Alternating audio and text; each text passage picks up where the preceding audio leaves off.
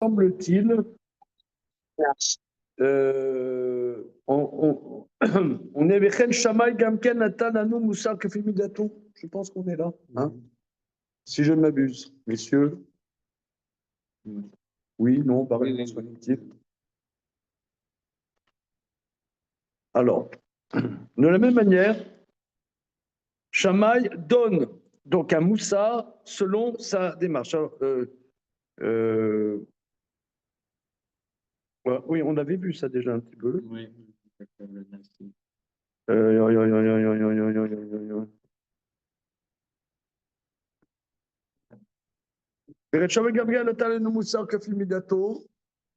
Que Varid Baer qui a Sheni Minazoug, j'ai l'impression qu'il y a quelqu'un qui là-bas.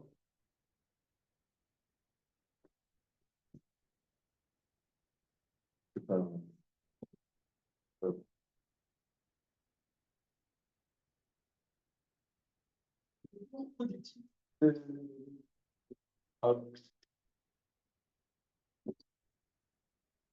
Alors, ok. Que Varid Baer qui a Sheni Minazoug, Tamid Mazir Alaïra, Machelo Yas. Nous avons dit que le deuxième du binôme nous enjoint sur la crainte de ce qu'on ne doit pas faire. Asetoratra Keva, chez Ad Yavor Keviyut Torah, que l'homme ne doit pas outrepasser les moments fixes de Torah. Et mort me'at vasé arbe, dit peu et fait beaucoup. Chez Miomar arbe, boulay le kem yavor. Ça, on a vu ça. Hein? On continue. De la même manière, reçoit tout homme avec un visage avenant. Ouais. Non, là, ça, c'est pas ça. C'est ici, on est discuté du Maharal, n'importe quel jour de l'Himalaya. Voilà. OK. D'accord. Alors là, le grand kidouche du Maharal, que recevoir son prochain avec tout homme avec un visage avenant, c'est une dérivée de la crainte de Dieu. Pourquoi? Parce que comme l'homme est créé Betselem Elohim, donc tu es terrorisé de peur que je n'offense autrui. Donc cette terreur fait que je l'accueille de manière agréable. Ça, c'est extraordinaire. Hein. Parce que là vraiment, c'est pas du tout intuitif. Hein. Voilà. On avait dit aussi qu'il fallait reconnaître la trace d'Hachem. C'est très lévinassien, tout ça. Comment? Elle est Lévinas. Non, c'est pas ça. Du tout. C'est que Lévinas, il a pris de là. Oui. Non, c'est pas lévinassien, c'est le contraire. C'est maralien. Oui. Maralien. Alors, regardez, il y a, comment il s'appelle? Quelqu'un qui a fait un documentaire sur Monsieur Chouchani, là. Oui. Comment il s'appelle? Lui qui a fait ce documentaire. Je n'ai plus en tête. C'est un très bon documentaire. Moi, je l'ai vu en hébreu. Je ne sais pas si c'est sorti déjà en français, version française. Comment? On va accepter depuis la France. Pourquoi? Ok, mais en tout cas, il est clair, hein, il est clair que c'est Chouchani qui a introduit Lévinas au Talmud. Ouais. Ça, Oui. bien que, en vérité, lui, Lévinas, c'est un Lituanien, donc il avait ça déjà dans le background, dans le biberon. Mais il était très loin de ça. Hein, il était très loin de ça. Et je crois que c'est de notoriété publique, hein, que c'est Lévinas, que c'est Chouchani. Or, il y a des passages vraiment explicites dans le Maharal que Lévinas a développé. Hein. Bon, c'est bien, donc c'est ça. Hein. Mais Madame Chamar-Hillel, indubitablement. Alors, regarde, toi, tu n'as pas le texte. Est-ce que. Bon,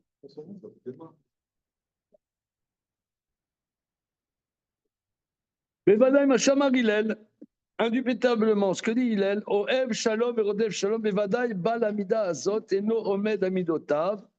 Donc, aime la paix et poursuit la paix, indubitablement. celui qui a cette attitude est quelqu'un qui ne reste pas sur ses prétentions. Shimaya Omed Almidotav Er Yerodef Shalom. Parce que ça, on avait vu que les hommes sont tout le temps dans des conflits. Si l'homme il reste sur ses prétentions, moi je traduis comme ça, comment poursuivrait-il la paix? Parce que la paix, c'est que tu revendiques tout le temps. Chez Kolinia Mishur Rodev Shalom, le sujet de celui qui poursuit la paix, Shomar les Chavero chez Mevater, Mache Asalo Chavero Velo Yabod al Midotav.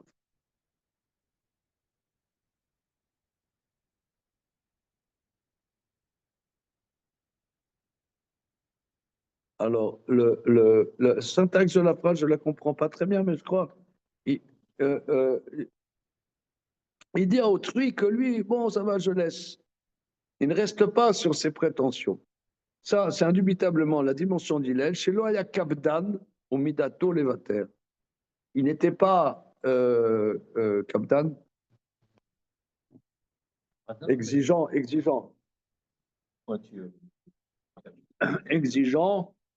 Et son attitude, c'est de laisser couler. Le Karba Shamaï Vamar vient un Shamaï, il dit, qui émet I, chez Midazot, chez l'Olamod Amidota, Midatova.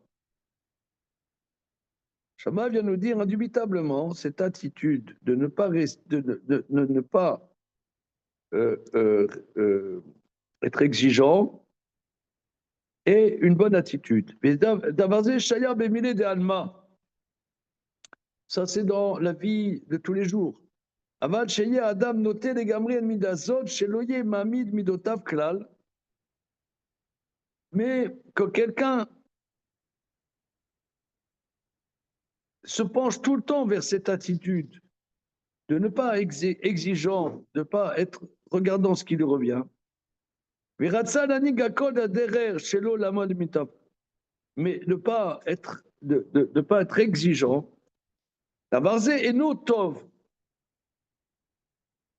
Ça, systématiquement, c'est pas bien.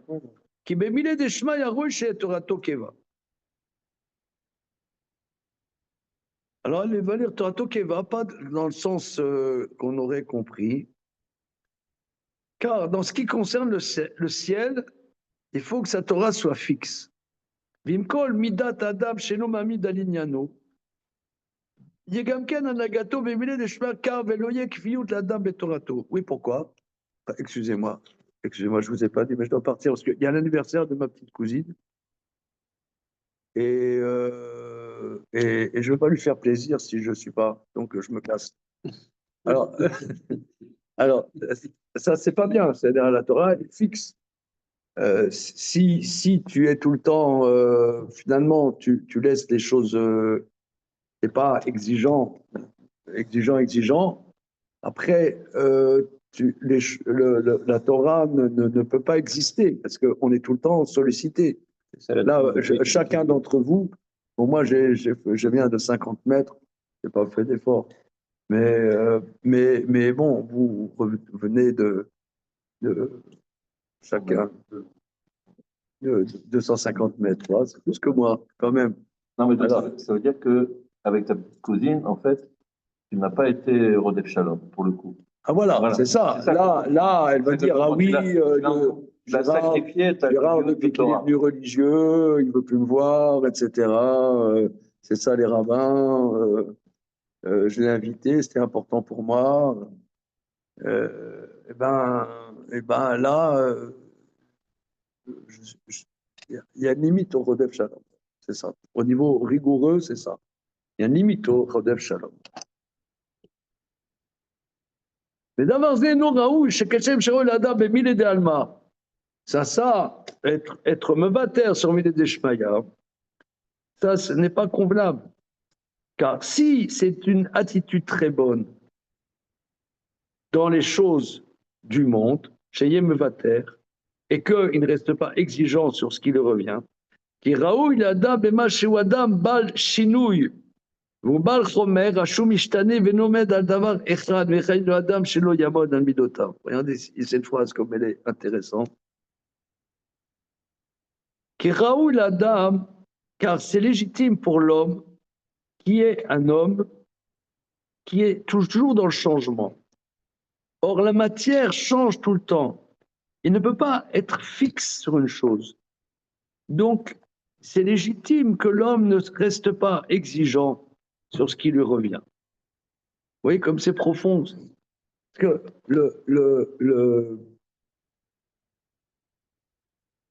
Alors, c'est pour ça d'ailleurs que les sages, ils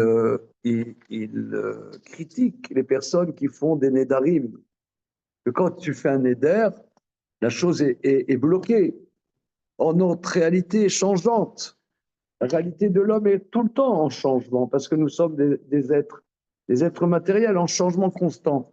Donc, si tu es, comment dire, inflexible, c'est antagonique avec ta réalité. C'est un fantasme. Un fantasme. Comme on dit, tout le monde est incorruptible, ça dépend du montant. Du montant. Voilà.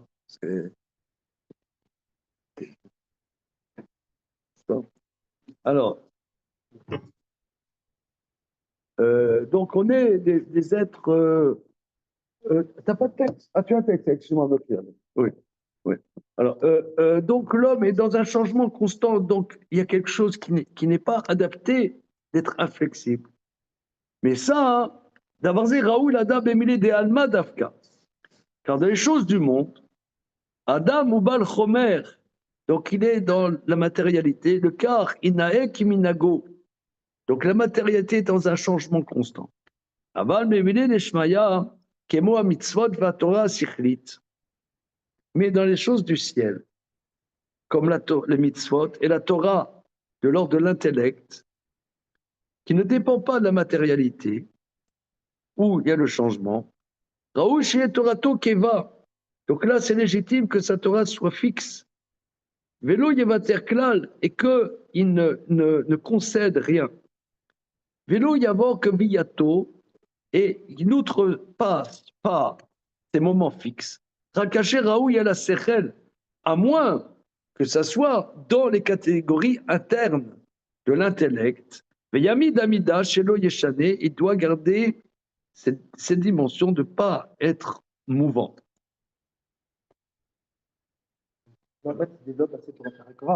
Comment? Donc là, il explique en quoi Asetoratera Keva est la Mida de Shammai qui vient nuancer, tempérer, contextualiser l'enseignement de Hillel sur Oev Shalom et Rodev Shalom.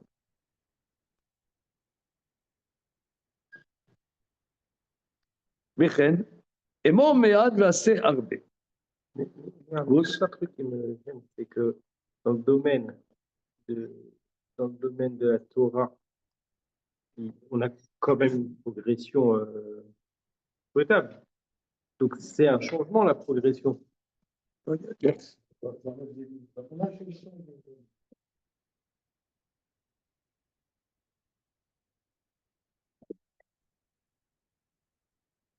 La progression dans le domaine du Sechel, ça c'est un changement.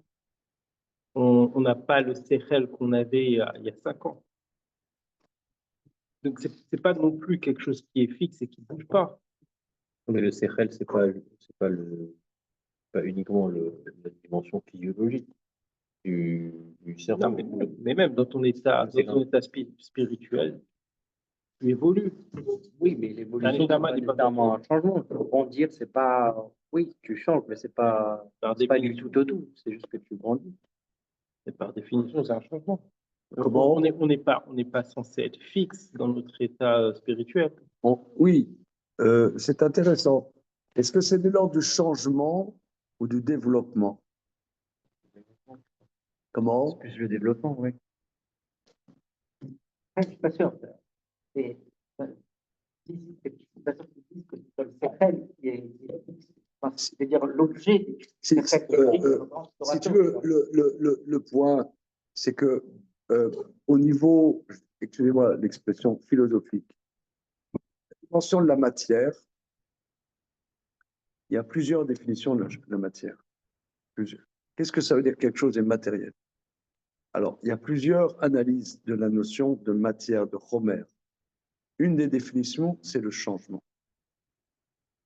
D'où les gens qui, comment dire, quand c'est écrit dans la Torah, que Dieu regrette d'avoir créé l'homme, etc. Donc, vous voyez, tous les commentateurs se disent, mais Akadosh Baruch Hu, comment peut-il changer d'avis? Bon, il faut voir les réponses, hein, multiples et diverses. Alors, on voit ça plusieurs fois. Hachem regrette. Alors, comment c'est possible? Puisque, justement, la dimension de changement est inhérent à la matérialité. Le changement est un aspect de la matérialité. Maintenant, dans l'intellect,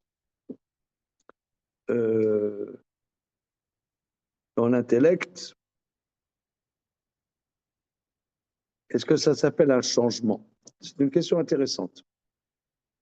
Mais, comment dire, prenons un exemple. Quand il a dit que quand l'étude de la Torah doit être keva, assez Torah techa keva, parce que justement, prenons un chef d'entreprise. Un chef d'entreprise, si il est inflexible, il ne pourra pas travailler.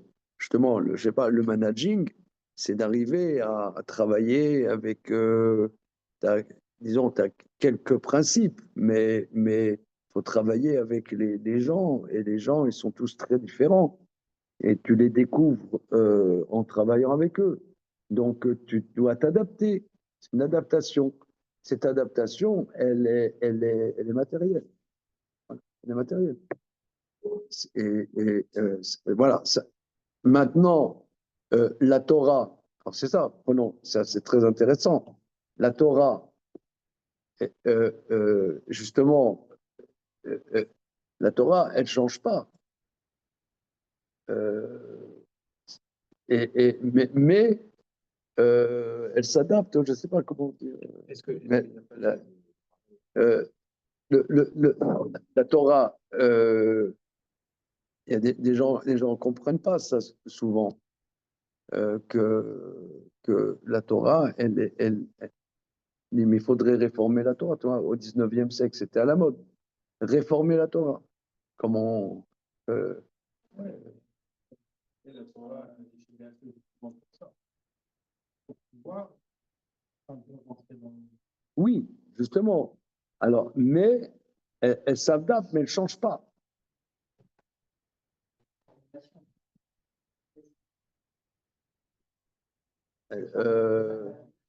Non, c'est des questions importantes. C'est des questions importantes. La Torah d'aujourd'hui, c'est pas la Torah qui a 500 ans, c'est pas la Torah des Tanaïm. C'est très, très différent. C'est très différent. Mais,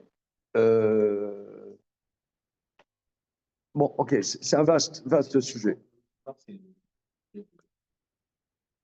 l'influence d'Aristote aussi sur le Maharal, parce que cette distinction entre le Chomer et le Sechel, le Chomer est contingent par nature, donc sa nature, c'est le mouvement, alors que le Sechel, dans les catégories aristotéliciennes, il est fixe et invariant. Ça veut pas dire il est invariant. Il est invariant.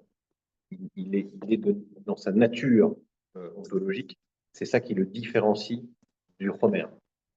C'est qu'ils ne sont pas de même nature.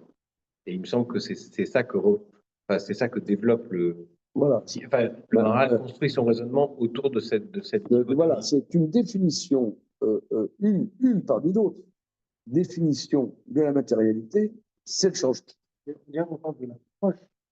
Il y a le sujet, qui est la matière, ça change, mais des Ishmael, donc les sujets du ciel, de la Torah et des ça c'est invariant. Mais l'homme qui est Homer, comment il se place dans cette approche? On pourrait comprendre qu'il change parce que voilà, l'homme c'est la matière, mais dans son approche vis-à-vis des Ishmael, il ne faut pas qu'il change. Voilà, ça que j'ai c'est ça. compris. Oui, c'est ça ce qu'il dit. Il y a l'objet et il y a l'approche de l'homme par rapport à cet objet. L'objet matériel et l'idée d'Ishmaïa, donc l'objet spirituel. Voilà. Mais donc, et il parle de ce que je comprends, l'approche de l'homme. Si l'homme il est versatile, il se change, il est lunatique, il est variant et compagnie, son approche, elle doit être au plus proche de la Gvivout qu'impose le milieu d'Ishmaïa. Dans son approche, dans son attitude. Ben, c'est comme ça que j'ai compris. Et l'homme, il n'est pas comme Mais, Oui, une colle. enfin, je n'ai pas compris ce que tu as C'est-à-dire que dit. l'homme, il aurait ce risque d'être changeant, d'être variant, mais quand il aborde les sujets, les sujets Torah et Mitzvot, dans son approche, il doit rester le plus Kavua possible. Il doit Dans son kavua. approche, même s'il a. Non, mais il doit apprendre à être kavua. OK. Mais prenons un exemple. Il paraît que Bill Gates, il a dit que tout le monde est versatile, sauf un juif Shomer Shabbat. Je crois. Ah, oui. N'est-ce pas? Ah, oui, non, parce qu'il voulait faire venir quelqu'un qui connaissait bien son sujet à une conférence, etc. Et l'autre lui a dit, bah non, si je veux c'est Shabbat. Et il lui a dit, bah ok, je te paye $100 000. Il a dit non. Et donc, il a été très impressionné, il a raconté cette anecdote. Ah, d'accord, tu connais ça. Voilà. Mais c'est vrai que beaucoup de gens ne comprennent pas. Il dit, mais et ton rabbin, il va te permettre. Hein, c'est connu. Il y a un examen Shavuot, et ton rabbin, il va te permettre. Ah. Mais, OK, on continue. De la même manière, parle peu, fait beaucoup. Qui imyomar velo yase, car s'il parle, ne fait pas, davarze en raoui chez Yeba Torah. Qui en shinouy bedavar asirli. Donc, parle peu, fait beaucoup. C'est pas juste dans la Torah. Car il n'y a pas de changement de quelque chose qui est de l'ordre de l'intellect, seulement des choses matérielles.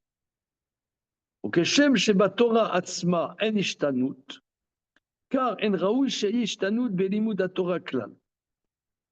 De la même que dans la Torah, il n'y a pas de changement, de la même manière, ce n'est pas légitime qu'il y ait un changement de l'étude de la Torah. Au mipnei kimidat shamay shaya kabdan. Or, l'attitude de Shammai, c'est que lui, c'était quelqu'un de kabdan, quelqu'un d'exigeant, voilà. Et kol kabdan ou makpid ou mamid midotav shelo leshanot. Mitzad miled ishmaya kemo à Torah. Or, par rapport à la Torah, chose du ciel, comme la Torah, c'est juste, c'est bon d'être exigeant.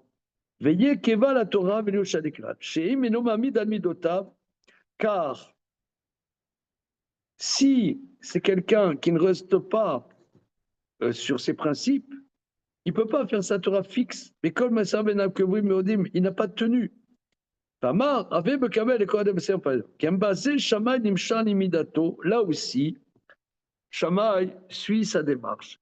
Qu'il est midat hilel chez midato aya sheloye echad omed al midato, que la démarche de Hillel, sa démarche que quelqu'un ne doit pas être omed al midato, ne doit pas être bloqué.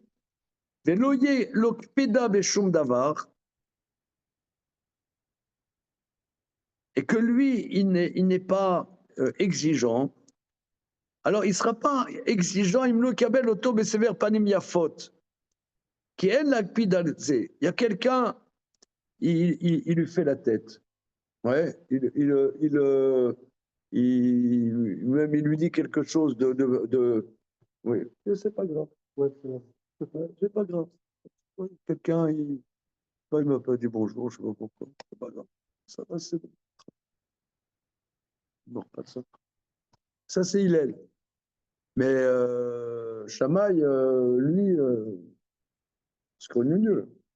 Alors là, il dit, il prévient.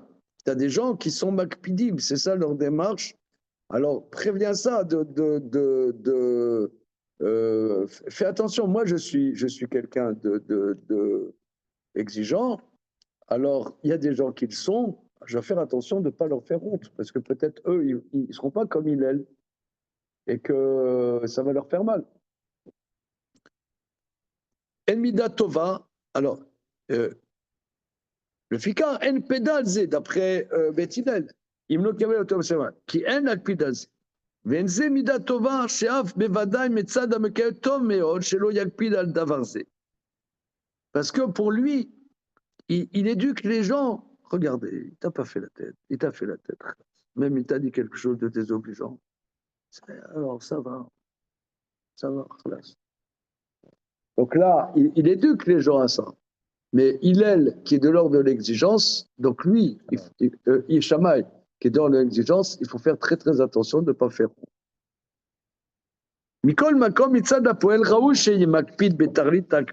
Mais par rapport à l'agent, c'est légitime de faire très très attention, d'une attention extrême,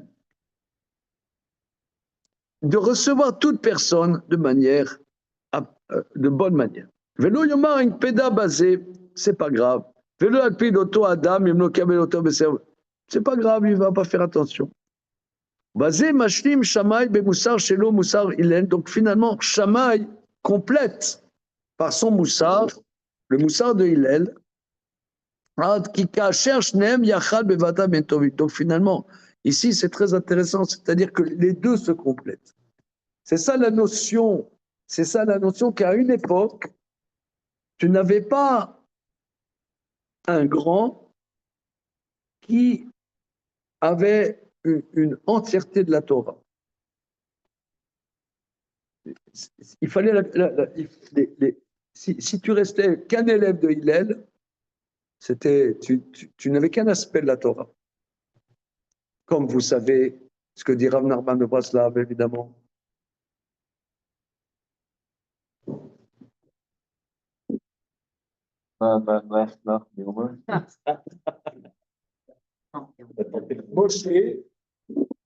Moshe Pivot, Marc Loquet.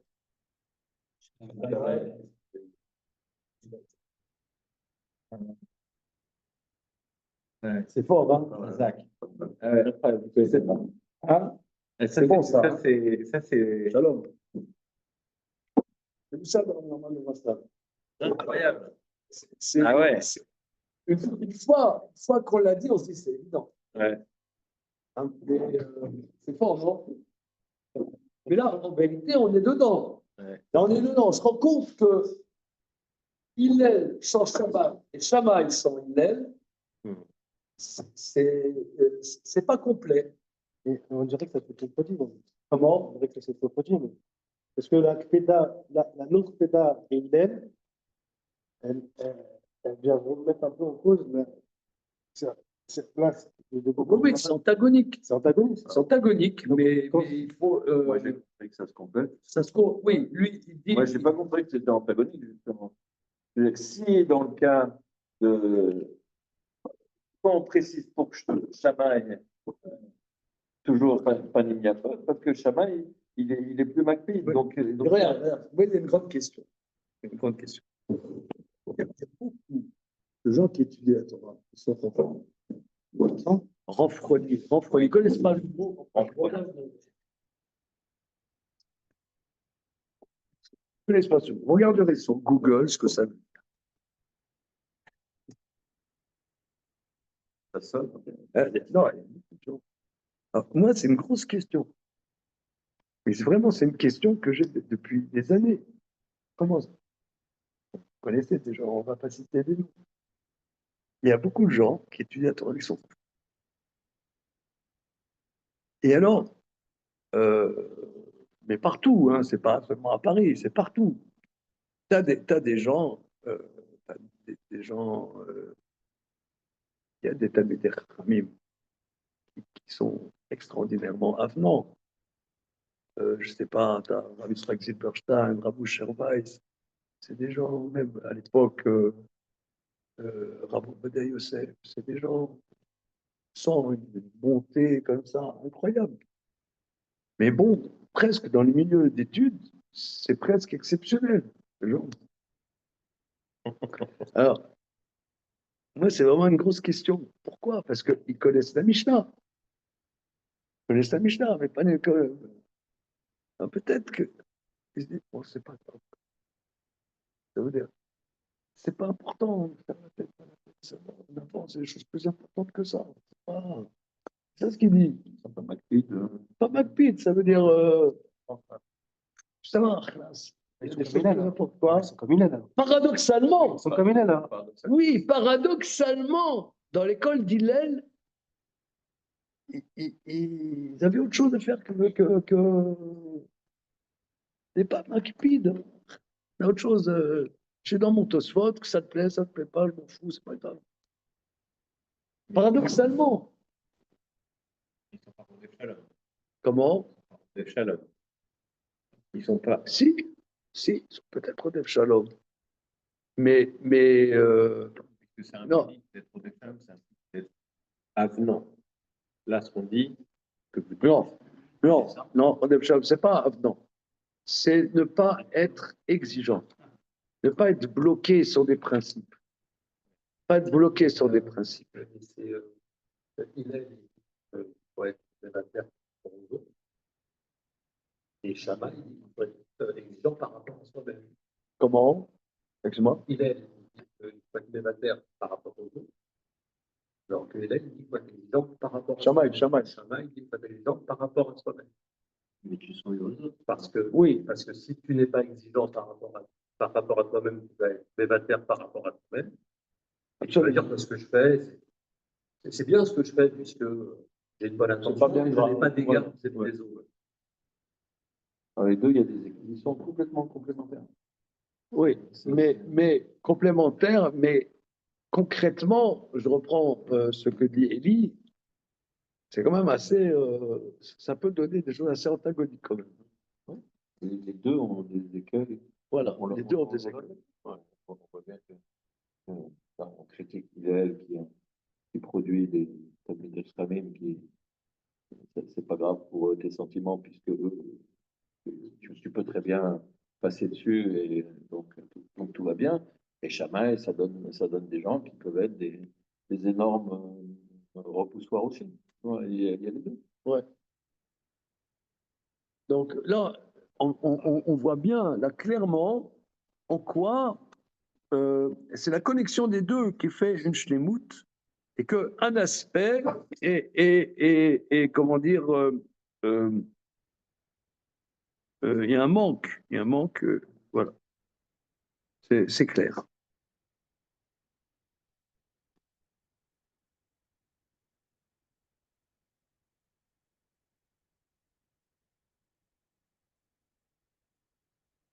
Ad ki kasher shneim yachad bevadai yem tovim, quand les deux, indubitablement, sont bons.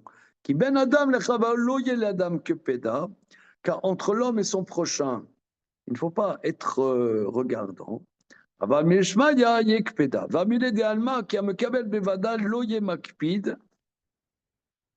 כי אם לא קיבל אותו חברו בסר פנים יפות לא יקפיד. Et même dans les choses du monde, le récepteur, indubitablement, ne doit pas être à cheval sur ce qui lui revient. Car si l'autre ne l'a pas reçu avec un regard, un visage avenant, c'est pas grave. Mais à Poël, il est makpid. Mais la personne agissante, elle doit faire attention. Et à Doua Kimidad Shammai, Shaya makpid. C'est connu que la démarche de Shammai, il était makpid, exigeant.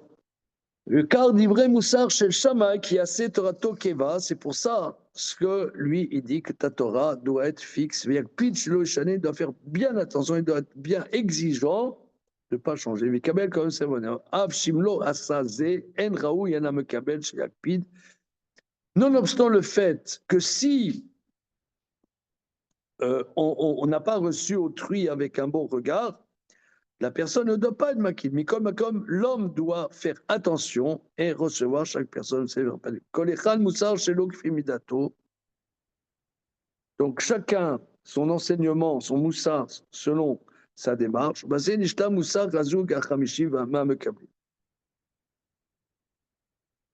Que Vaïd Baïr Lecha, on a déjà expliqué, qui kol moussar chez la Zugot, kol echad mosif ad chez les fanav. Nous avons déjà expliqué que chaque moussar des binômes, chacun rajoute sur celui d'avant, Vechen mezou gadalet gamken, qui m'appelait Shaya moussar razou gadalet, shefana moussar shou shaya redba asracha. C'est-à-dire que il y a une suite extrêmement rigoureuse d'une génération en génération. La génération d'avant, on disait, ce n'est Rabanout, oui, on a dit Eov et Amlacha.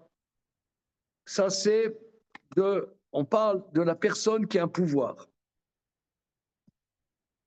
Shadam yeshlo chibuch elotam shu bal srara alehem. L'homme a un lien avec ceux par rapport auxquels il a un pouvoir sur eux.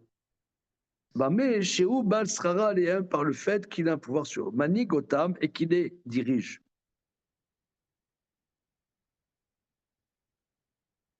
Donc là, c'est pour les hommes de pouvoir. Ça, c'était le quatrième binôme pour les hommes de pouvoir. Ba Hillel, ben Moussar, Shelo, la tête Moussar, vient Hillel dans son Moussar. Comment la conduite avec les gens, pas forcément des gens avec qui tu as un pouvoir, mais de manière générale, avec tout un chacun, Orev Shalom, Gadel Shalom, Ben Amriot, Mekarman la Torah. Shishtadel Shelo Osir, Kesher HaShalom, doit faire attention de ne pas retirer, de se retire le lien de Shalom entre les créatures, comme Dieu les a créés. Le Fikar, Amar, Sheov, Shalom et Rosh Shalom. Quand Shama, Shama avait quel kol Adam. Donc on voit ici, c'est très intéressant parce qu'avant, reprenons les Mishnayot d'avant.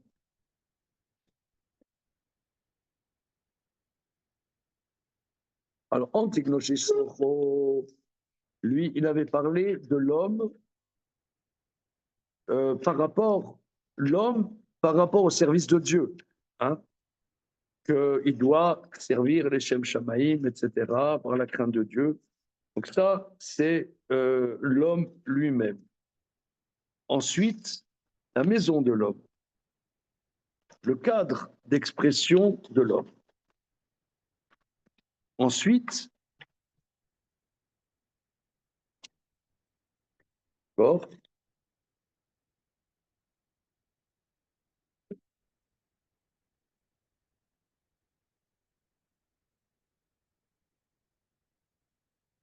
ensuite, les gens avec qui il a un besoin vital, les relations vitales de l'homme, le maître, le chaver, etc.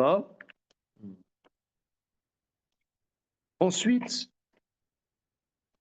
les dayanim. Les dayanim, c'est-à-dire c'est les gens à qui tu apportes. Les dayanim, les gens à qui tu apportes.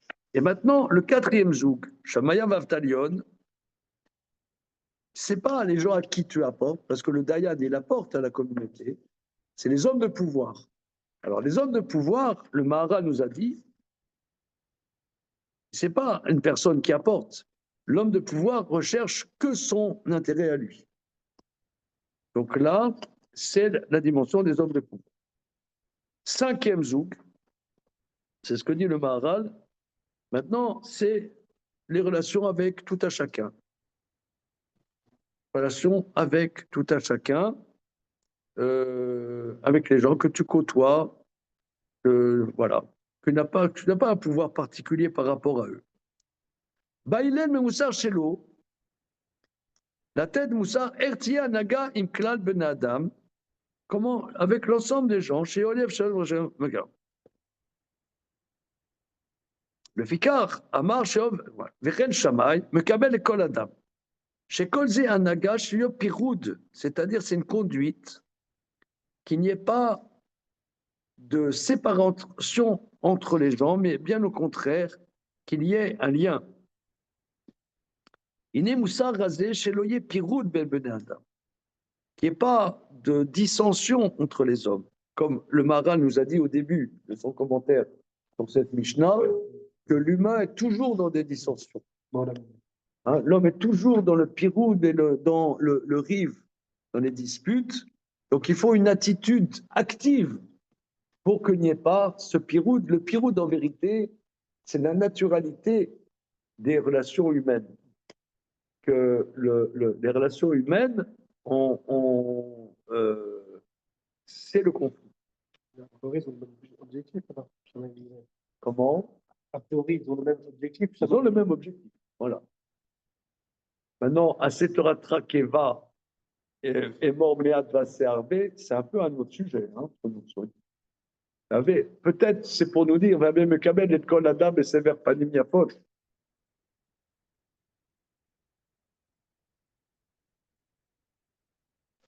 Mais aussi, comment peut-il y avoir de shalom si la base du shalom qui est la Torah, la base de shalom qui est la Torah, n'est pas inflexible, si tu veux. C'est, il y a un truc, on dit Talmid Chachamim Marvin Shalom Baolam. C'est un truc rigolo. Non? C'est une blague, non? Vous ne trouvez pas que c'est une blague? Monsieur Cohen, c'est pas bon. Est-ce que non, parce que ici, le Maharal, il essaie de synthétiser le problème. Et de synthétiser le problème que les hommes sont naturellement dans la séparation, dans le piroud, etc. Que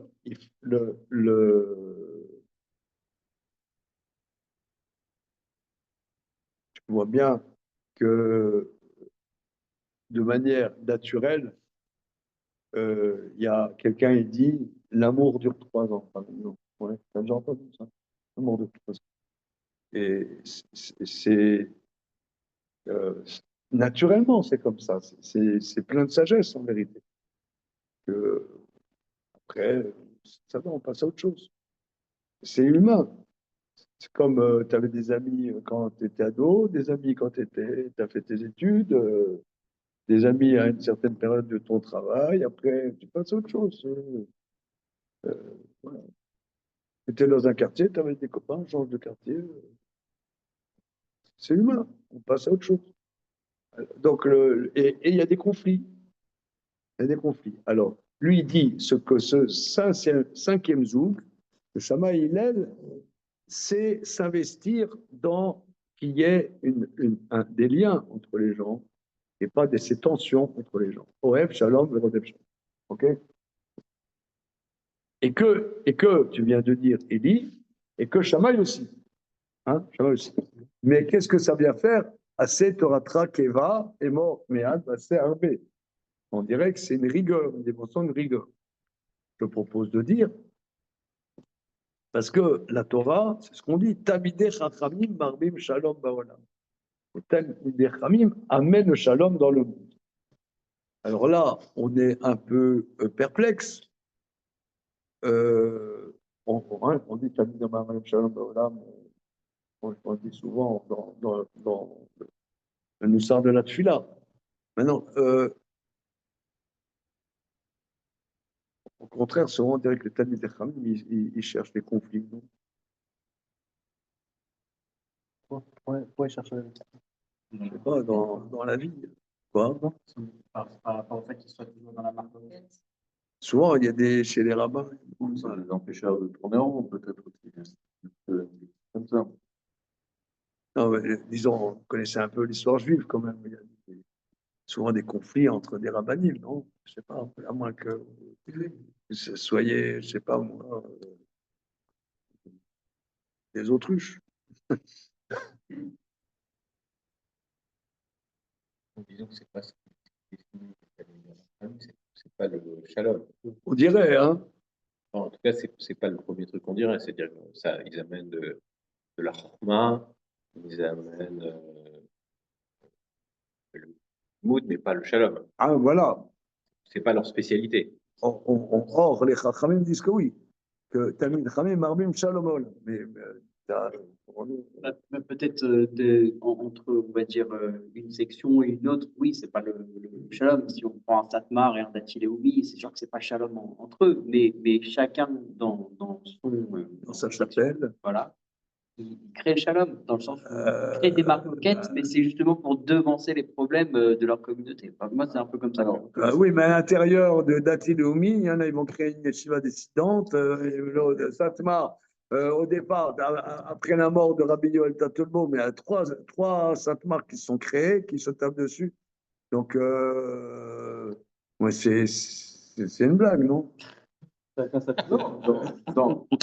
Rabbi Shalom Baolam, tu avais un Vichnitz, maintenant tu en as 15, les mecs qui se tapent dessus. Hein. Oui. Quand le Rav Chaim Yaakov Rothenberg il est décédé, il y a le beau-frère, les deux beaux-frères se sont tapés dessus à la mitrailleuse. Donc, Talmid Chachamim, Rabbi Shalom, je sais pas. Comme ça. Comment? Oui, comme ça. Quoi, vu comme ça? Vu comme ça, et comment tu peux voir? C'est vrai que mes lunettes sont là, j'ai enlevé mes lunettes, mais. Non, mais il y a des leaders de communauté. Alors peut-être que ce n'est pas des familles de famille, au fond, ou alors c'est une autre fonction que peut avoir une famille de famille, qui sont aussi là pour pacifier des rapports dans leur communauté, sans parler des. D'accord, mais ok, il pacifie entre monsieur et madame Lévy, à part ça, son beau-frère, il le fout à la poubelle, quoi. Ouais. Ok. Et bon, il pense qu'il peut, peut-être. Je sais pas. Comment Certainement Le que prochain colloque de la Yeshiva, c'est Limoud et Sulpatose. mais certainement que dans une famille, ça serait pas encore pire. C'est un pas, on va inviter comme ça, Tondelier, hein, comment c'est bien Marine Tondelier. Ouais. Ah oui, c'est une batteuse.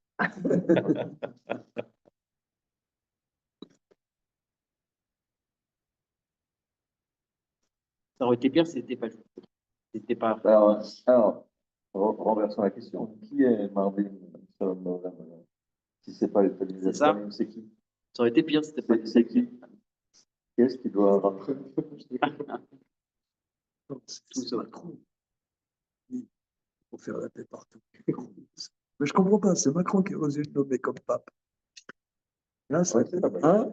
Bah, le pape, il l'a fait, il l'a fait.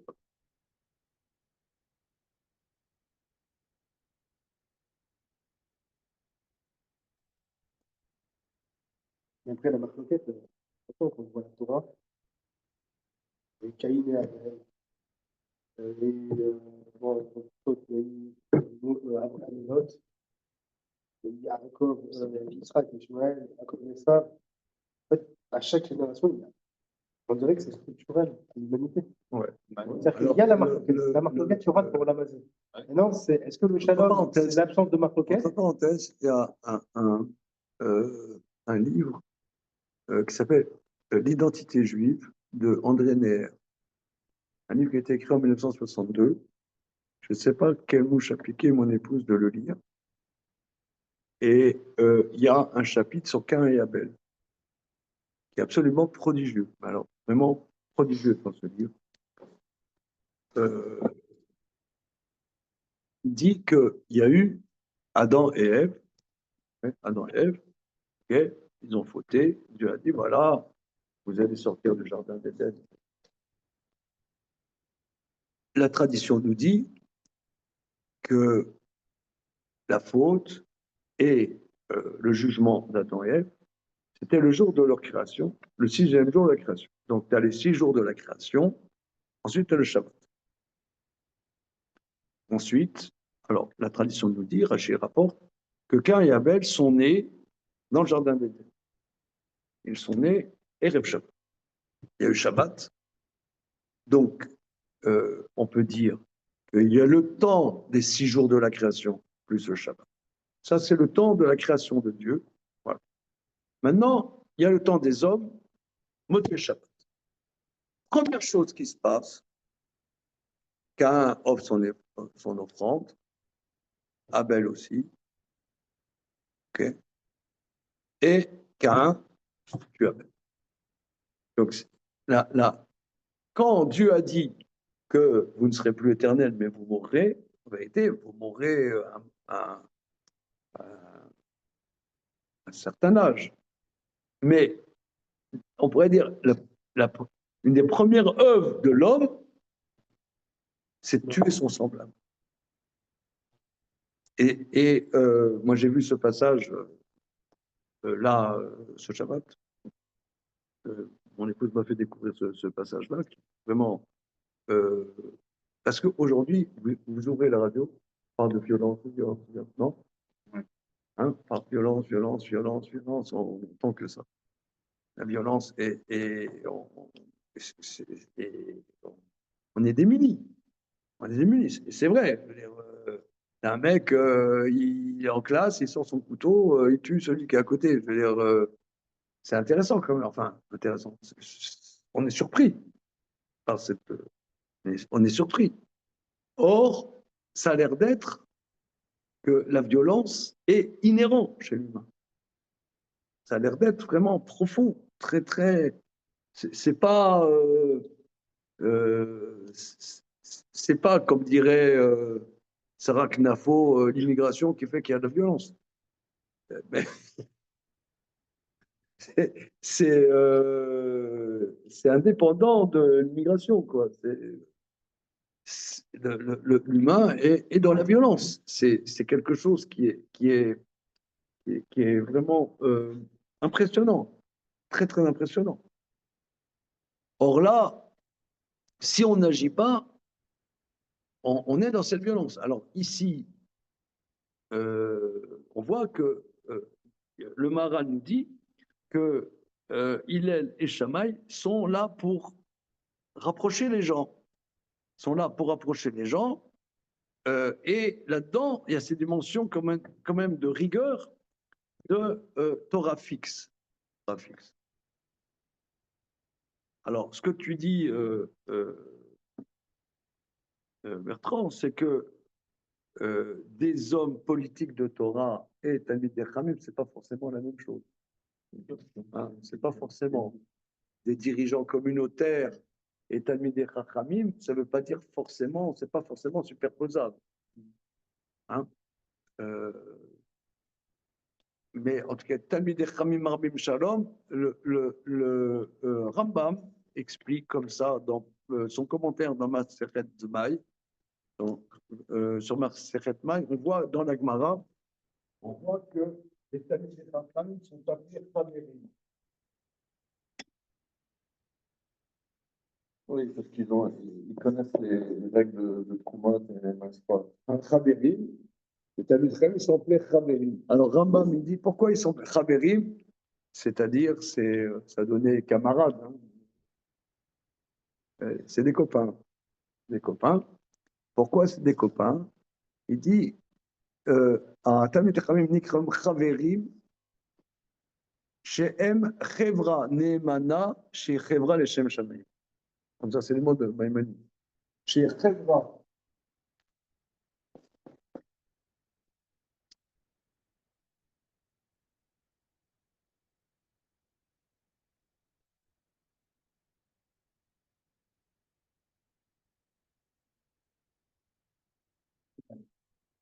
C'est des gens de confiance parce que c'est une Chevra désintéressée.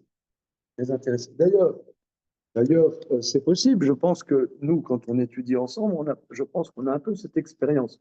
Quand on étudie, on, on peut se rentrer dans le chou, quoi. On peut dire qu'on n'est pas d'accord. On essaie on essaie de chercher qu'est-ce que la Torah nous dit, et pour cela, on peut s'exprimer. Quand on étudie, on doit s'exprimer. D'ailleurs, c'est dans le Shulchan Aruch qu'un fils n'a pas le droit de contredire son père, il n'a pas le droit non plus de dire à son père, tu as raison.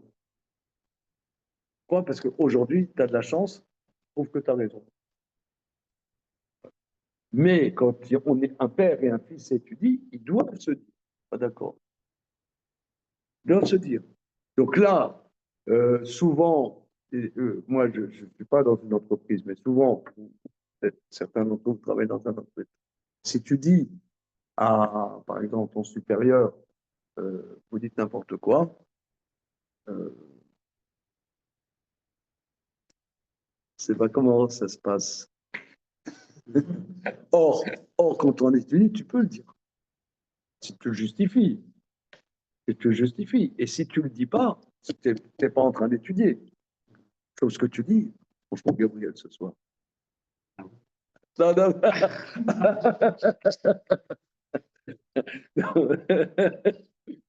C'est un exemple. Non, mais on doit s'exprimer.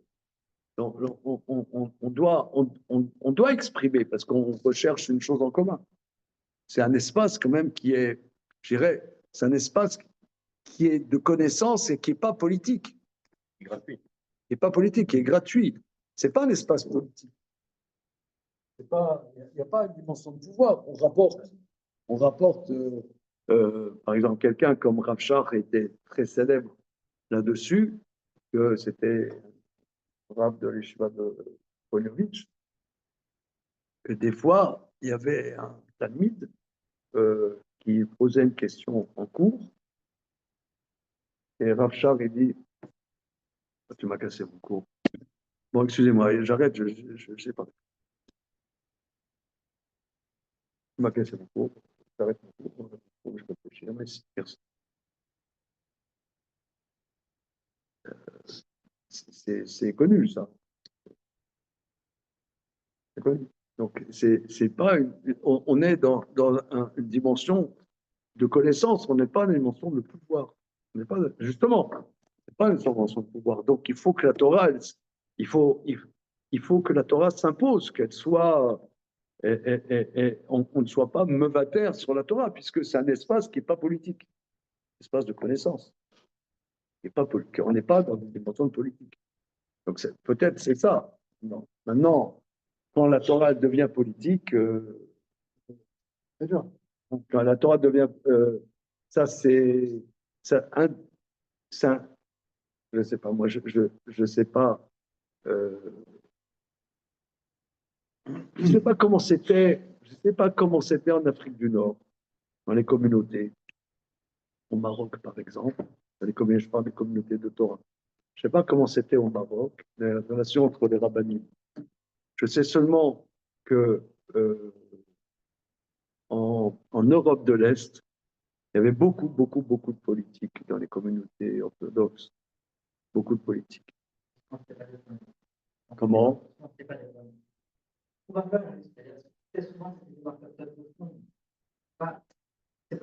problèmes de... Très souvent, c'est pas des problèmes de pouvoir. Non, c'est-à-dire, je pense que tu peux trouver la tête de la communauté. Je pense que tu comptes faire la tête de la communauté, c'est n'importe quoi et qu'on va dans le mieux. C'est pas juste parce que je veux que ce soit moi qui sois à ta place. C'est parce que je pense que pour le bien de la communauté, c'est pas bien que tu y sois. Vous voyez, c'est plus fin qu'une simple question politique au sens basique du terme. Ça, je trouve un peu. Et même en Europe de l'Est, pas expert dans l'Europe de l'Est. Enfin, on a vu des marloptotes, en particulier au XVIIIe siècle. C'était des marloptotes importantes. Il ne s'agissait pas de s'envoyer des méchancetés ou de vouloir prendre la place de l'autre. Je pense que le type en face, ce qu'il dit, c'est dangereux. Ou je pense qu'il a un double discours. C'est très bien. Non, ce que tu dis, Rémi, est très bien. Très bien. Il y a des choses, effectivement. Prenons un exemple, hein, pour développer ce que toi tu dis. Je ne sais pas, 1840, je ne sais pas exactement, 50, il y a eu à Würzburg un grand débat parce qu'il y avait des Juifs en Allemagne qui voulaient réformer le judaïsme. Une communauté assez réformée. Et il y a eu des grands débats, créer des communautés séparées qui se sont appelées, ou est-ce qu'il fallait s'appeler orthodoxes, hein? La formation de ce qu'on appelle le judaïsme orthodoxe, c'est daté. Avant, il n'y avait pas de judaïsme orthodoxe. Il y avait la Torah et il y avait la Torah. Hein, bien. Mais vers 1840, et en Allemagne et en Hongrie, dans l'Empire austro-hongrois, c'était encore pas en Europe de l'Est, hein, c'est plutôt Allemagne, la sphère allemande, dont une partie de la Hongrie qui était de sphère allemande, où les Juifs étaient intégrés et voulaient faire un judaïsme intégré dans la société en changeant des choses. Voilà. Alors, il y avait le Rav de Würzburg, justement, Rav Simcha Bamberger, lui refusait de scinder la communauté. Et Rav Shimshon Raphaël Hirsch, il a dit il faut faire des communautés scindées des gens qui ne suivent pas la halakha. Entre parenthèses, ce débat a eu des répercussions de manière beaucoup plus récente. Il y a eu des gros débats entre Yosef Ber Soloveitchik de Boston, hein, Jimmy Soloveitchik de Boston, et Rav Moshe Feinstein et Rav Aaron Kotler. C'était les trois des très grandes sommités. Jimmy Soloveitchik dit que il ne refuse pas s'asseoir à la même table avec des rabbins libéraux ou des rabbins conservatifs. Il ne voulait pas scinder la communauté, bien que lui, il était orthodoxe, mais ne pas repousser voilà. Et Rav Feinstein et Rav Aaron Kotler dit non, on ne s'assied pas, ils n'ont rien à voir avec le judaïsme, ce n'est pas du judaïsme.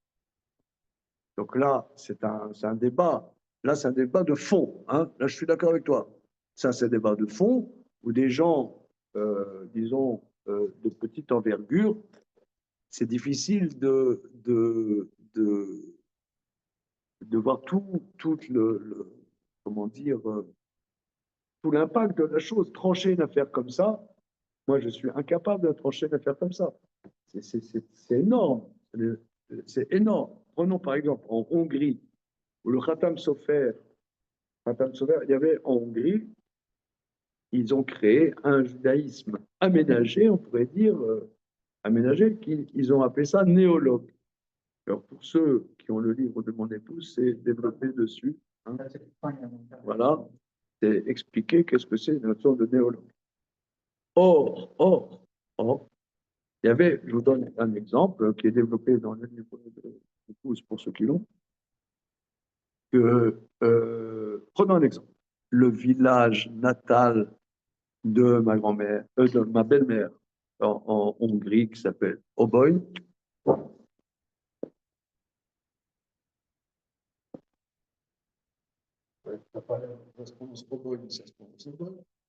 Ouais.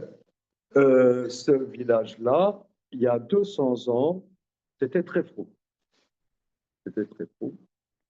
Et vers 1840, ils ont voté, ce village va être néologue. Et un autre village à côté, c'est là. Les orthodoxes vont dans l'autre village et les néologues vont dans ce village.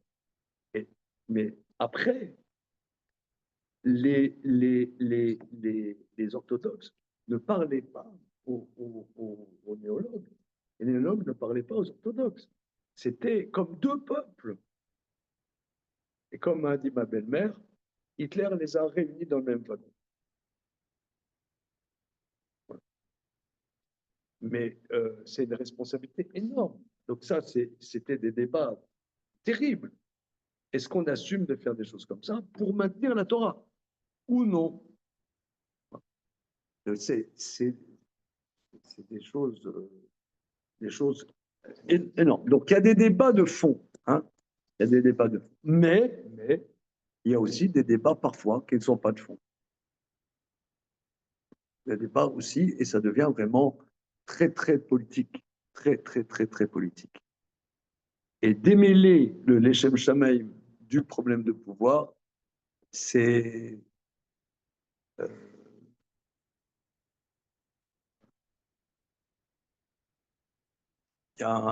Vous connaissez Rav David Lederberger? Vous connaissez Rav Lederberger, qui est dans le 19e. Vous connaissez, hein? Bon, lui, il vient d'une famille chasside et il connaît beaucoup de choses chassidiques comme ça. Une fois, j'ai entendu, il a dit, il y avait un ministre en Israël qui n'était pas religieux, mais qui venait d'une famille de chassidim de guerre, chassidim de Gour. Bon, il a grandi là-dedans après, il est devenu sioniste, moderne, machin. Ok. Alors une fois, un journaliste dit, mais qu'est-ce qui vous est resté de votre éducation de chassid de Gour? Il dit la haine pour les chassidim d'Alexandre. C'est ça. Mais bon, ça vous fait rigoler. C'est pas rigolo. C'est pas rigolo. Évidemment, cette réponse est orientée. C'est-à-dire, la vie vous-même. Oui, mais elle est significative. Elle signifie énormément de choses. Elle signifie énormément de choses. Tu ressens. Oui, non, mais quand il répond ça et qu'il choisit de répondre ça, Oui, non, mais non, il a répondu spontané. Qu'est-ce qui t'est resté? La haine pour Alexander. Mais Essentiel. tu connais pas les Juifs polonais. Et- Ce que je veux dire, c'est vrai, mais ça en dit quelque chose un peu sur lui aussi. oui, Mais oui, c'est ce que dit Rémi.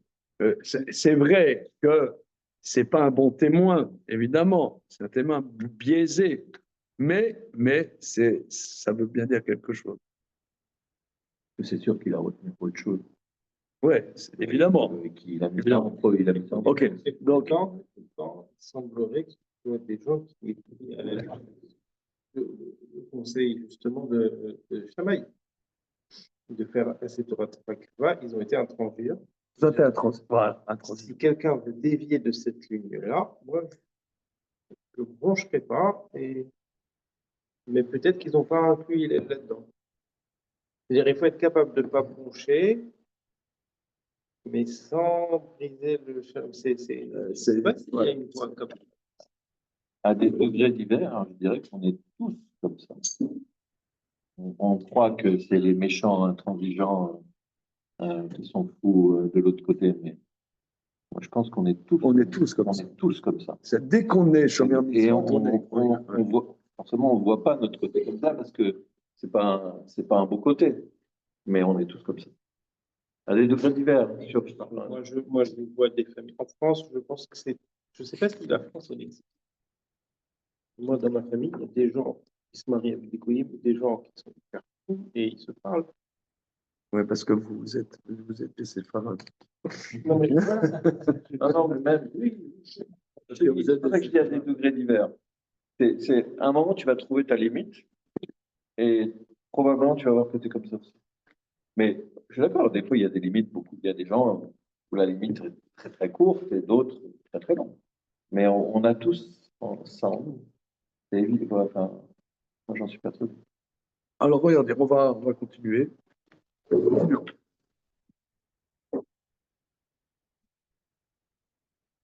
Venez. Chez Kolze Anaga, Chelier Piroud, Ben Adam, Rakribo. Donc, ce que tu dis, Jonathan, est important. Et disons, de notre échange là, ça met bien en relief qu'il y a la nécessité d'être intransigeant sur certaines choses. C'est une nécessité. Sinon, la Torah n'existe plus. Voilà. Donc le moussard, c'est qu'il n'y ait pas de séparation entre les gens, ben ben Adam. Maintenant, ne pose pas la question. Mais Yoshua ben Pecharia, qui était du troisième groupe, Amar Avedan et Kol Adam le Kavsrout, juge tout homme de manière positive. Endomé lazé, ce n'est pas la même chose. Qui Sham lo iskir rak shelo yidon oto le kav chova shelo yu abriot raïm benav. Il dit qu'il ne pas les juger de manière négative, que les gens ne soient pas mauvais à tes yeux, mais pas de créer un lien, c'est ça. C'est-à-dire,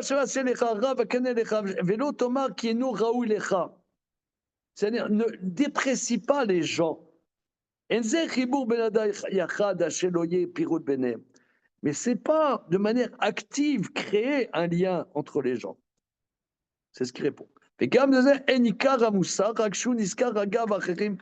même si tu disais que c'était du même acabit, néanmoins, ce n'est pas la base de son enseignement.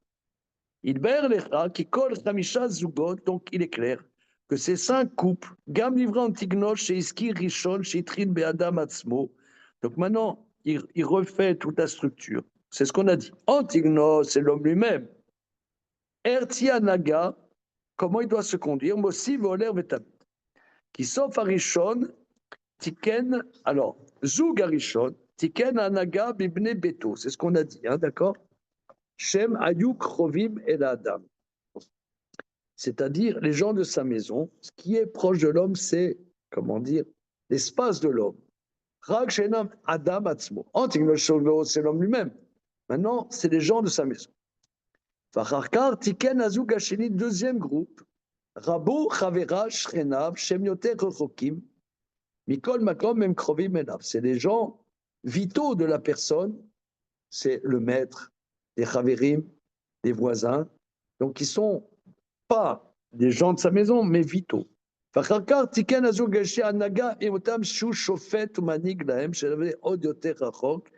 C'est l'homme, il juge, on l'a dit tout à l'heure, et le juge apporte aux autres. Quatrième groupe, l'homme qui a un pouvoir. Il est séparé de qui il a le pouvoir sur eux. Mikol Makom, Yeshkar Chibur Ma, mais il y a néanmoins un certain lien par le fait qu'il a un pouvoir sur eux. Ensuite, le cinquième zoug, Tiknu Koladam Shene Nifrad Akishur Shel Shalom, Shen En Od Tikud Keseder Olam. Alors là, qu'il n'y ait pas de séparation d'un lien de paix. La syntaxe, je ne comprends pas. Shen Od Tikud Keseder Olam. Par contre, je n'ai pas compris. Pas compris la syntaxe. Hein. Ce lien de paix, il n'y a pas plus, il y a pas meilleur remède que le monde tienne. C'est la condition sine qua non pour que le monde tienne. Ah. Comme ça, et que c'est le Kishur chez le Shalom qui fait ça. D'accord. Et Kulam Tiknu et Adam Be'ava Be'ira.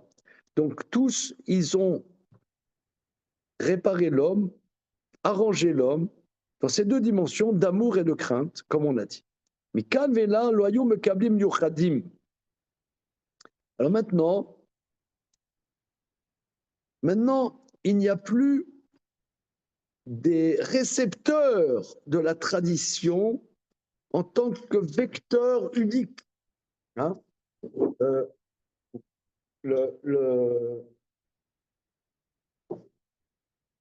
Il y a un Knesset Agdola, Shimon HaTzadik.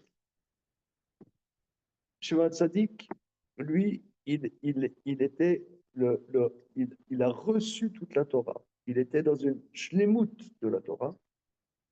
Ensuite, Antiklochesto Sokro, il est aussi dans cette shlemut de la Torah. Ensuite, il y a une nouvelle étape, c'est les Zugot.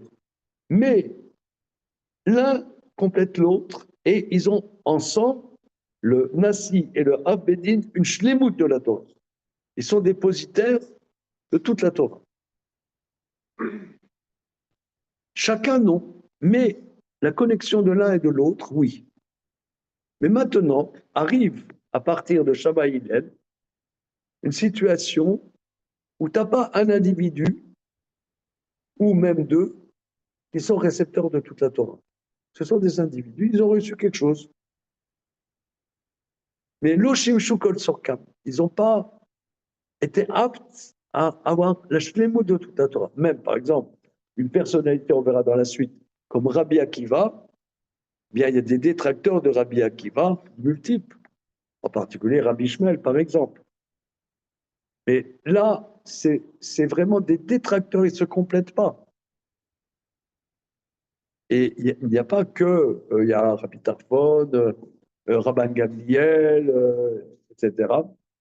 Et comment dire, il n'y a pas un ou deux qui sont les réceptacles de toute la Torah. Regardez la phrase. Mikan ve'elach, lo ayu mekable meyuchadim. À partir de là, il n'y a plus des récepteurs spécifiques. Pourquoi? Shelo shimshu rabam kol tzorkav. C'est ce que le Talmud dit. Ils n'ont pas fréquenté leur maître suffisamment. Comment?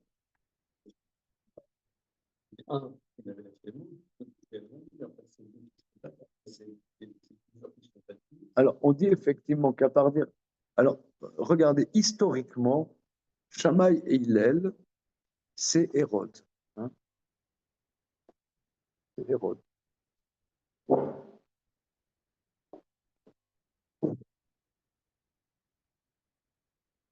Petite seconde, c'est dans une émission. Ce que ça a fait, c'est que Oui, oui. Alors, j'ai vu il y a X années le Magen Avraham. Le Magen Avraham rapporte au nom, si je ne m'abuse, de Rabbi Menachem Azaram Mefano, qu'avec Hérode, il y a eu un changement spirituel énorme. Pourquoi? Parce que la Gemara, au début du traité Baba Batra, je ne sais pas si vous connaissez le début du traité Baba Batra, la Gemara dit que Hérode était un esclave non affranchi de la famille royale des Hashmonaïm. Il a fait un coup d'État et il a assassiné toute la famille des Hashmonaïm et il s'est nommé roi. Esclave non affranchi. Comment? C'est un esclave. Esclave non affranchi. C'est un goy, alors. Voilà. Et il est devenu l'homme de main des Romains. Voilà.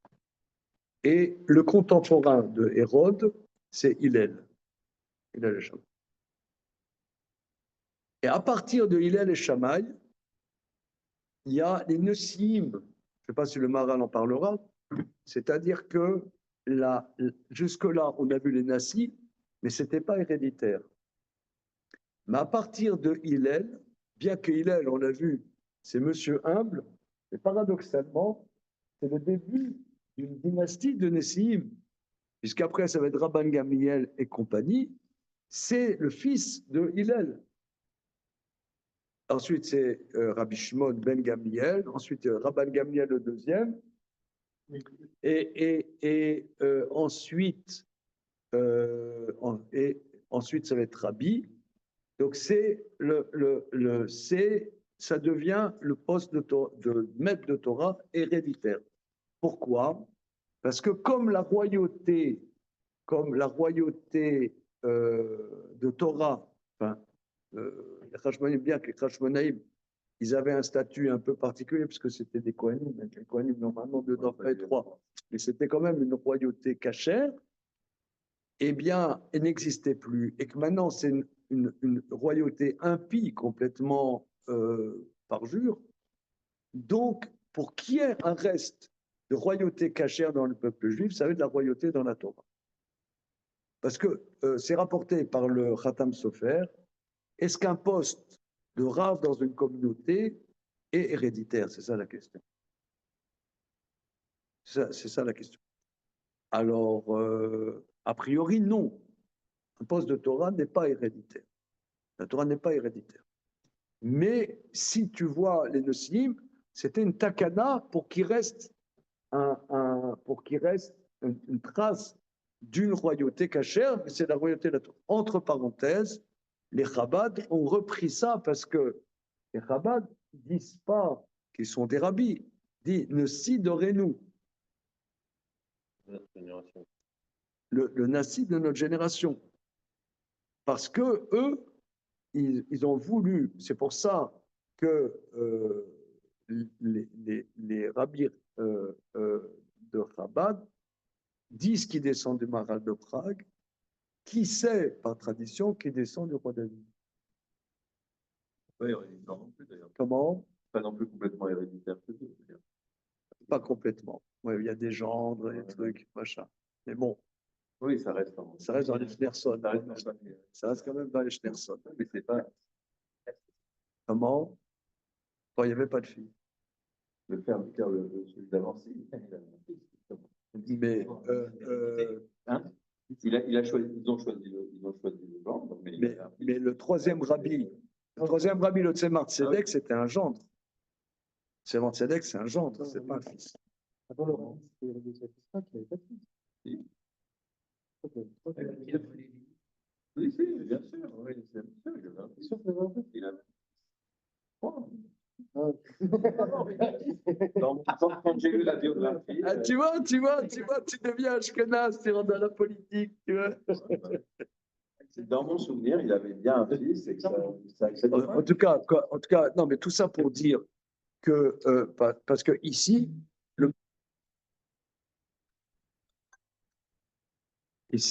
Maharal met en relief un changement que les Chachamim appellent l'Oshimshu Kol Sorka. Or, on sait, en grosso modo, Hillel, avant la destruction du temple, c'est combien d'années à la louche, hein. 100 ans, oui.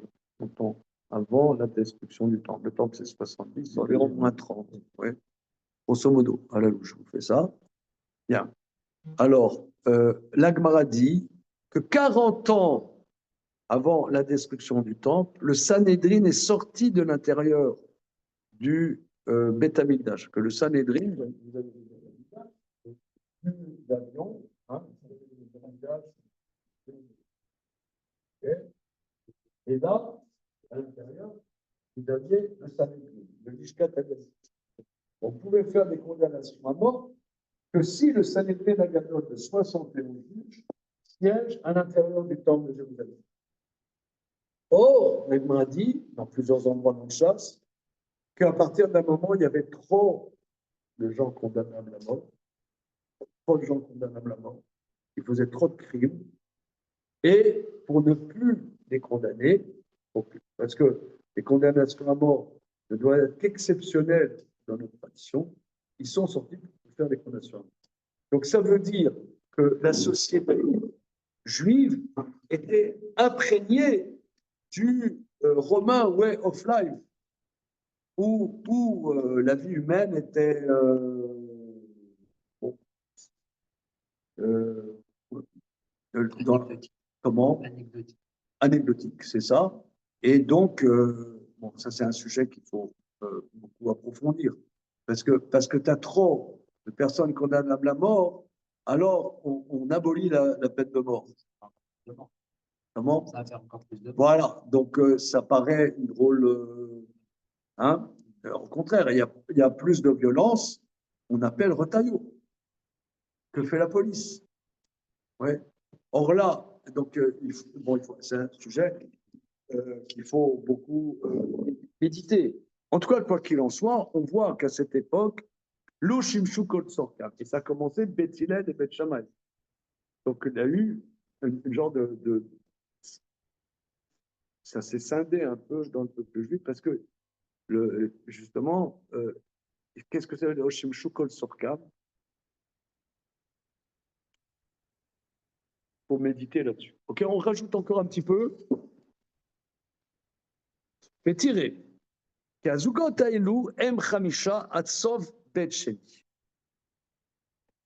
Donc tu vois que ces couples-là sont 5 jusqu'à la fin du Bet Sheni.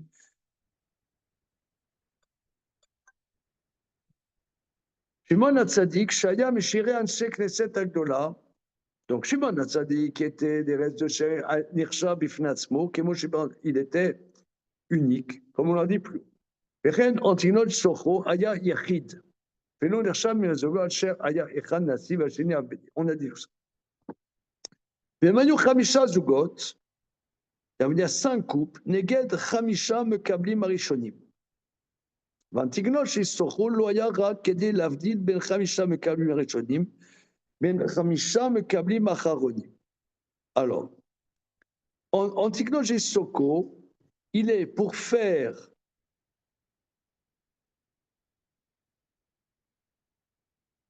où c'est les Khamisha Mekablim Rishonim? Il est pour faire la séparation. Ah oui, oui. Ah, les 5 catégories. Voilà, le choix, etc. Très bien. Razak, un bonbon. Non, c'est un autre genre, effectivement, mais plus âgé. Et effectivement, il n'avait pas de Voilà, fils, c'est ça. mais c'était un autre genre plus âgé. Que la Rabbani t'a donné que ce soit lui. Ouais, je ne sais pas, ouais, il avait un autre genre plus âgé. Ouais. Il n'est pas de fils. Non, pas de fils. Pas de fils. Attention, hein. Là, Gourari. alors, on y va. Comme Donc, oui, donc très très bien ce que dit Jonathan, c'est que Moshe Kibel Torah B'Sinai, Yoshua, les Zekenim, les Nevi'im, et Nevi'im, Nashek Leset Agdola. Donc là, c'est 5 catégories. Ensuite, à Shimon Hatzadik et Antigone Shimon Hatzadik fait partie encore. Donc, en Shimon c'est la transition entre les deux. Voilà. כי במה שלנו לא היה לו זוג שהאחד היה נשיא, השני היה בית דין, היה דומה לראשונים. כי גם משה ויהושע זקנים בני אנשי כנסת לא היה להם זוג. Il n'y avait pas un זוג, כי שם אחד להם זקנים נביאים אנשי כנסת. במה שהיה יחיד בלבד, דומה מה זה אל הזוגות. כי משה ויהושע אף שהיו יחידים נחשבים, bien que Moshe et Yoshua, bien qu'ils étaient des individus, sont considérés comme des collectivités. Qui Moshe Melech Ayav, Shenirshav, Kemo Aklal. Car Moshe avait un statut de roi, il est considéré comme la collectivité, de la même Josué. Les 40 Antignos Ayam Mavdin ben Mekablin Areshin ben Acharonim. Donc Antignos fait la séparation entre toute une première période et une autre période. Ce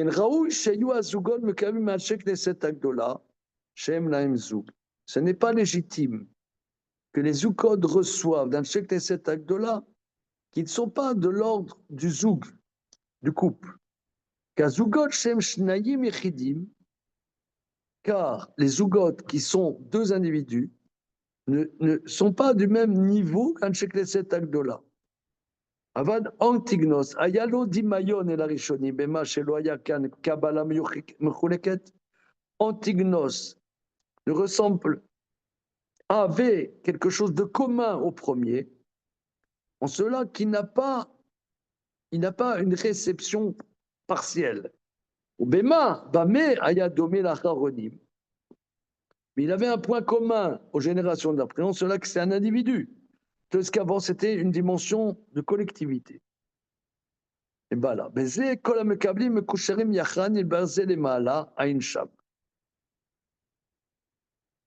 donc ici, il y a vraiment toute une structure, on pourrait dire, de l'histoire juive. Hein. Il y a d'abord des collectivités, des dimensions collectives.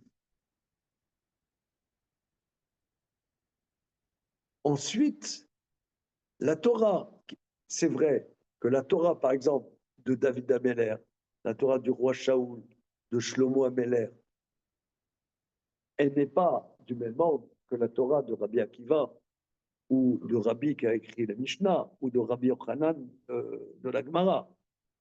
Lui,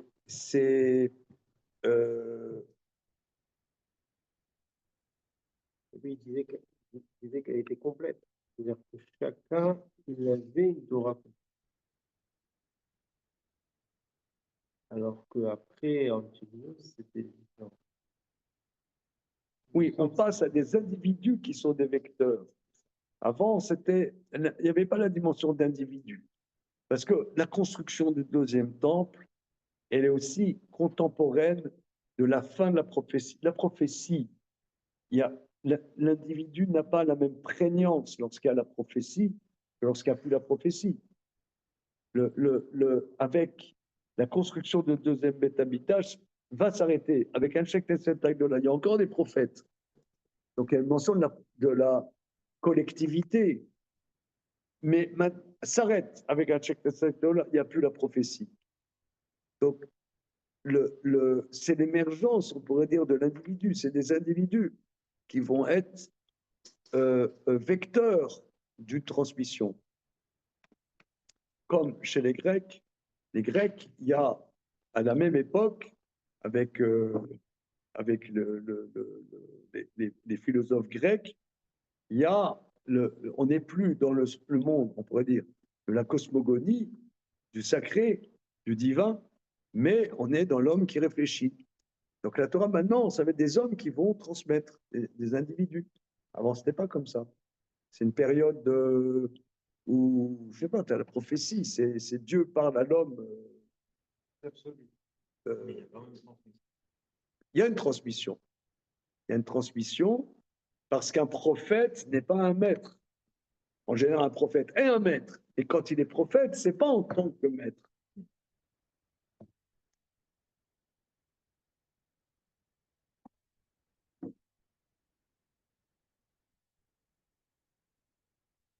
Alors,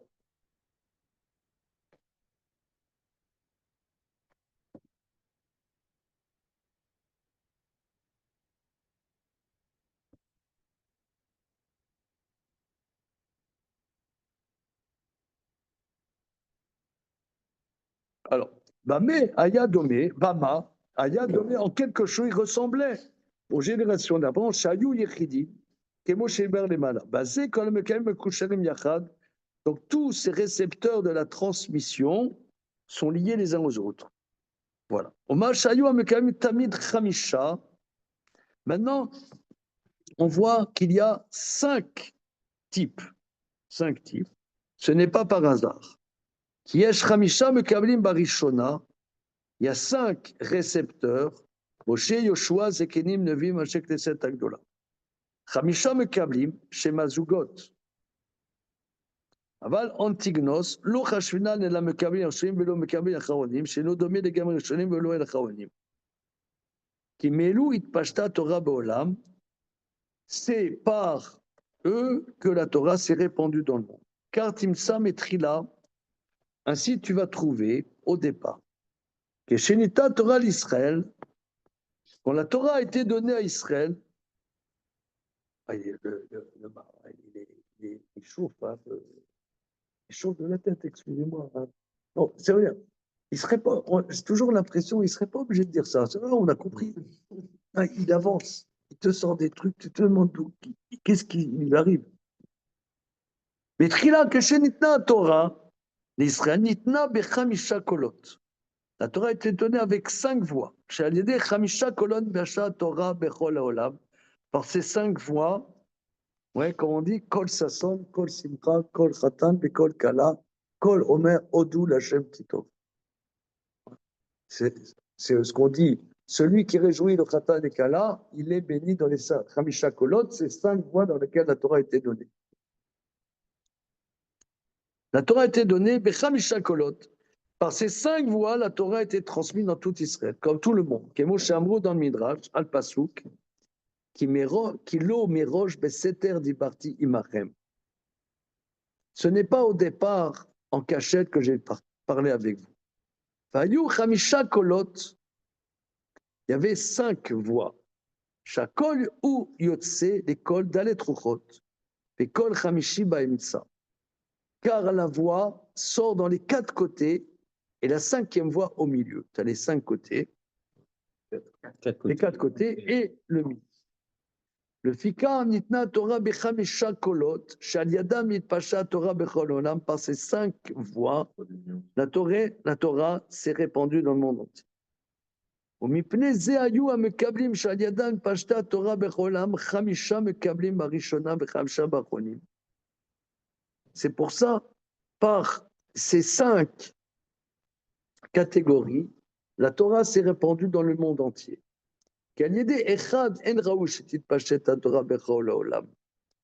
Par un, la Torah ne peut pas se répandre dans le monde entier. Rak al-yede chamisha, qui Moshaya barishona, mitpashetet Torah bechol haolam al-yede chamisha. L'écart raoul sheyu mekablim merashinim chamisha, c'est pour ça qu'il est légitime que les catégories premières soient 5. 5. Après, la Torah diminue, comme s'il y avait une déperdition. Et jusqu'à 5, il n'y avait pas de déperdition. Chacun du couple cédait dans la réception de la Torah. Kilo aya kabbalah bezugot kemosha bechamisha rishonim. Kima shekiblu hanevi min Yoshua. Ce qui recevait les prophètes de Josué, chez Kol Echad Kibel. Chacun a reçu, mais pas qu'il s'épaulait pour recevoir.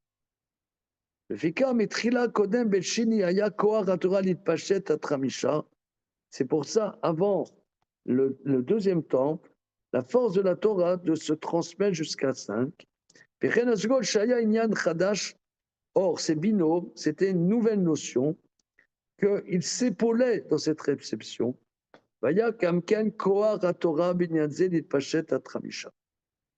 אמנם כפי שנמצא בספרים הישנים הגרסה קיבלו מהם, mais il y a une version dans certaines versions de texte, on dit קיבלו מהם, כי הזוהר הראשון קיבלו מאנטיגנוס ומן שמעון הצדיק. Oui, il avait rapporté. Il y a une version parce qu'on dit que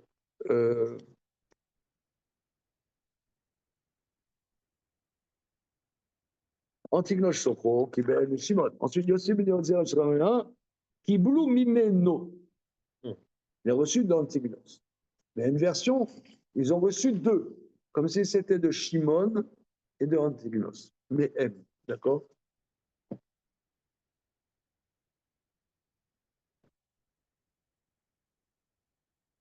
Donc, d'après cette version, la réception est très organisée. כאילו דבר ריק הוא אשר ברנו לך עמדנו עליהם. כל החמישה ראשונים קודם בית שני, les 5 catégories avant le deuxième temps, la Torah baolam beyoter, la Torah était présente dans le monde particulièrement. Puis חמישה זוגות היו בבית שני, et 5 couples dans le deuxième temple, שכבר התחילה החוכמה לחסור מבני אדם, la science commençait à être déficiente dans le monde.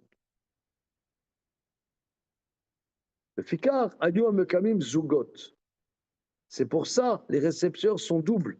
Shimon Hatzek Av Shaya Betrilat Betcheni Aya Gamken Kodem Betcheni Shamashek Ki Amekablim Betcheni Kulam Ayu Zugot Metam Sherman Kazug Moré Al Chisaron. Le fait qu'il soit un couple montre une déficience de la force de la Torah Bebelcheni.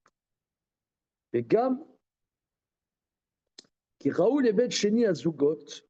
Et il est aussi légitime que dans le deuxième temple, il y ait des binômes, un assis et le deuxième abédin ensemble. Et d'Avarzé Yadoua, la neuvonyme, qui est les bêtes amigdash, mais prend les bêtes hacheni, hacher alav, nema, gadol, yé, kavod, abet, achron, betam. Regardez, on reprend parce que là, ça a l'air, il va nous dire de nouvelles choses. Donc, on reprend. On essaie de synthétiser, en tout cas au niveau formel,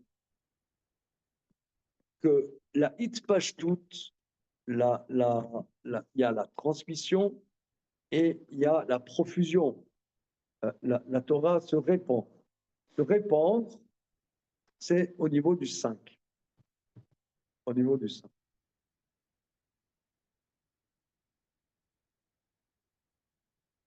Alors, qu'est-ce que ça a à voir? Qu'est-ce que ça a à voir? Celui qui réjouit le Khatan et la Kala, il a les 5 mois. Hein? Kol Khatan, Kol Kala, Kol Khatan, hein, machin. C'est la Gemara dans ma selle, bravo. Et qu'est-ce que ça a à voir avec Matan Torah?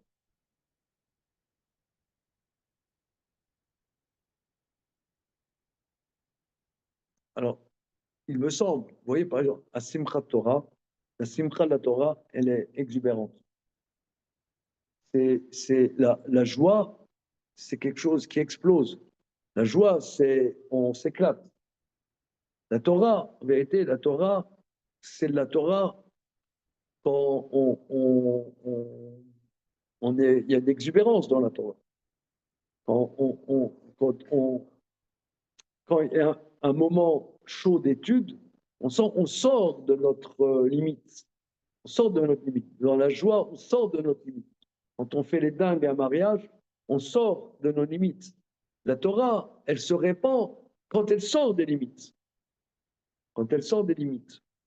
Sortir des limites, c'est les quatre côtés, les quatre coins cardinaux, c'est des limites quelque part.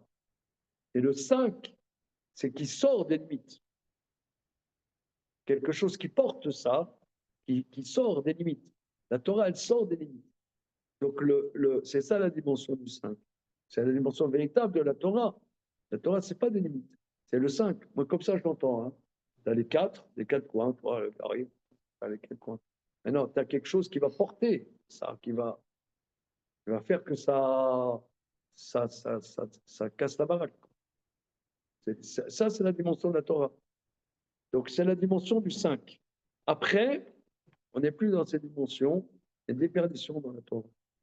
Bon, Bezrat Hashem, on va reprendre. Il dit que c'est légitime, le deuxième Betamikdash, qu'il y ait des zougotes. Ça, on n'a pas vu pourquoi. Bezrat Hashem, on voit ça la semaine prochaine. Ça roule. C'est bien. Oui? Bye. T'as pas fait? C'est bon, monsieur? T'as fait? Regardez.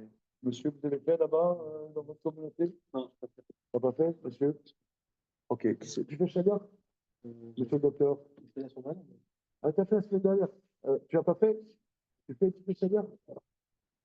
Tu l'as fait. Vas-y, d'accord. Par contre, pas trop fort, supérant et à l'intérieur. On a des problèmes, bien évidemment, avec les voisins.